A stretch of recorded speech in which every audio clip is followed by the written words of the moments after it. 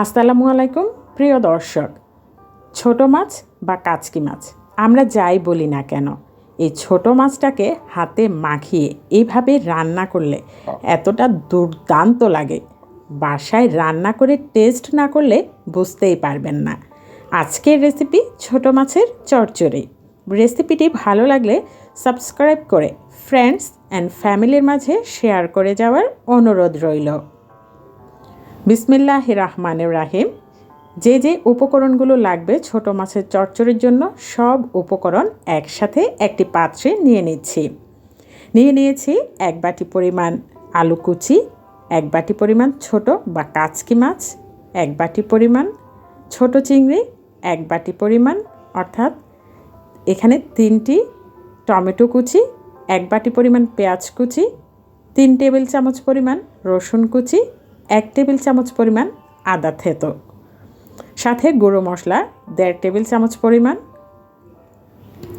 মরিচের গুঁড়ো 1/2 চামচ পরিমাণ, ধনে গুঁড়ো 1/2 চামচ পরিমাণ, হলুদের গুঁড়ো, স্বাদ অনুযায়ী লবণ, 5-6টা আস্ত কাঁচামরিচ, আর পরিমাণ মতো রেগুলার রান্নার সয়াবিন তেল।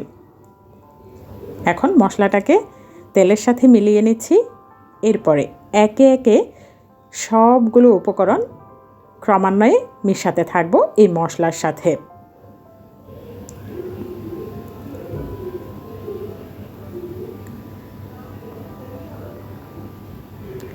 সবগুলো উপকরণে কিন্তু আমি ক্রমান্বয়ে মিশাচ্ছি, একসাথে সব হজবরল করে মিশাচ্ছি না। আর এইভাবে পুরো প্রসেসটা সুন্দর করে সবগুলো উপকরণের সাথে মিশিয়ে নিতে হবে।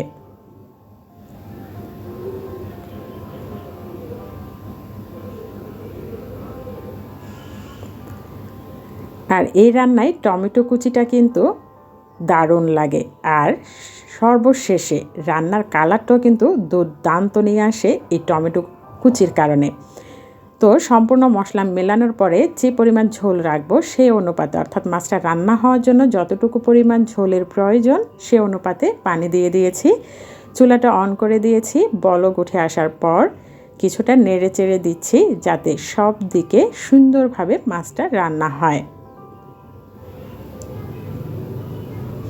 এই মাছটা রান্না হতে কিন্তু খুব বেশি সময় লাগে না, তাই আমি সুন্দর করে সব কিছু নেড়ে চেড়ে উল্টে পাল্টে আবার ঢাকনা দিয়ে দিচ্ছি। কিছুক্ষণ পর ঢাকনা তুলে রান্না কিন্তু মোটামুটি শেষের পথে, আরেকটু উল্টে পাল্টে দিচ্ছি।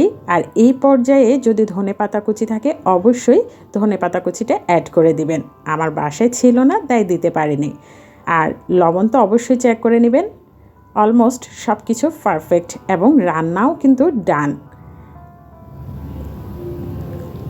রেডি হয়ে গেল খুব অল্প সময়ে ছোট মাছের চচ্চড়ি। একটি সার্ভিং ডিশে আমি সার্ভ করে দেখাচ্ছি। দেখে নিশ্চয়ই আপনারা বুঝতে পারছেন কতটা লোভনীয় লাগছে এবং খেতে তো দুর্দান্ত হয়েছে। ছোট মাছের চচ্চড়ি রান্না করতে খুবই কম সময় লাগে আর খেতে লাগে দুর্দান্ত। আশা করছি এই রেসিপিটি সকলের ভালো লেগেছে এবং খুব সহজভাবে দেখানোর চেষ্টা করেছি। তো আজকের জন্য এ পর্যন্তই। ভালো থাকবেন। আল্লাহ হাফেজ।